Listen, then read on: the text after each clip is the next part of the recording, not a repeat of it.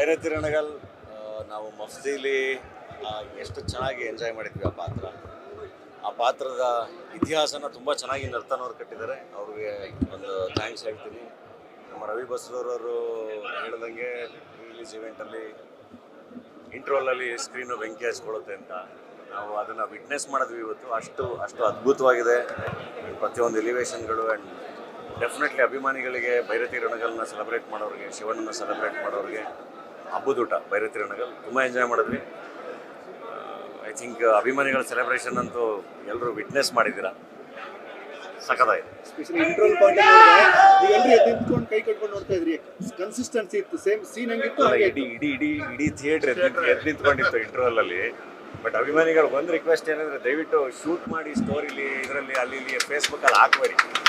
ಯಾಕೆಂದರೆ ಥಿಯೇಟ್ರಲ್ಲಿ ಎಲ್ಲರೂ ನಿಮ್ಗಳ ಥರನೇ ಬೇರೆಯವರು ಅದೊಂದು ಅಡ್ರಿನಲಿನ್ ರಶ್ನ ವಿಟ್ನೆಸ್ ಮಾಡಬೇಕಲ್ಲ, ಅದನ್ನೆಲ್ಲ ನೀವೇ ಸ್ಟೋರಿಗಳಲ್ಲಿ ಹಾಕ್ಬಿಟ್ರೆ ಚೆನ್ನಾಗಿರಲ್ಲ. ಎಲ್ಲರೂ ಮೊಬೈಲ್ ತೆಗೆದು ಶೂಟ್ ಮಾಡಿಬಿಡ್ತಾರೆ, ಅದನ್ನು ಮಾಡಬೇಡಿ ಅಷ್ಟೇ. ಎಂಜಾಯ್ ಮಾಡಿ ಥಿಯೇಟ್ರ್.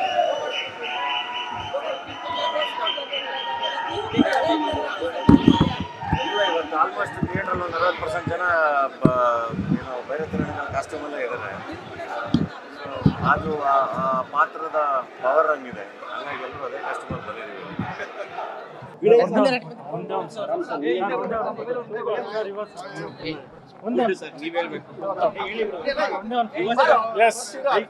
ಇಬ್ರು ಒಟ್ಟಿಗೆ ಹೇಳ್ಬಿಡಿ ಸರ್, ಹೇಗಂತ ವಿನಯ್ ಸರ್ ಒಂದು ಇಬ್ರು ಒಟ್ಟಿಗೆ ಹೇಳ್ಬೇಕಂದ್ರೆ ಸೂಪರ್ ಆಗಿತ್ತು, ಅಲ್ಟಿಮೇಟ್ ಆಗಿತ್ತು, ತುಂಬಾ ಖುಷಿ ಆಯ್ತು.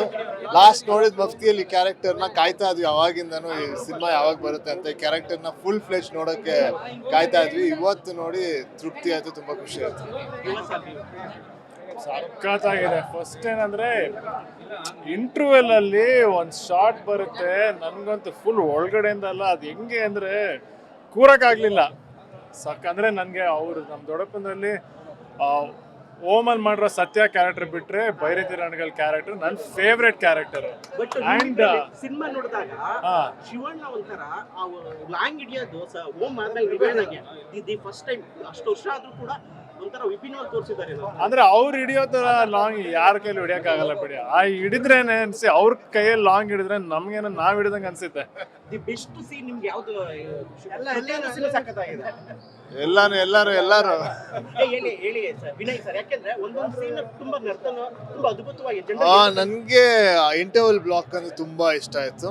ಸೊ ಇಂಟರ್ವಲ್ ಬ್ಲಾಕ್ ಅಲ್ಲಿ ಬರೋ ಒಂದಷ್ಟು ಸೀನ್ ಹೇಳಕ್ಕಾಗಲ್ವಲ್ಲ, ಜನ ಹೋಗಿ ನೋಡ್ಬೇಕು. ಬಟ್ ಇಂಟರ್ವಲ್ ಬ್ಲಾಕ್ ಸೀನ್ ಅಂತೂ ತುಂಬಾ ಇಷ್ಟ ಆಯ್ತು.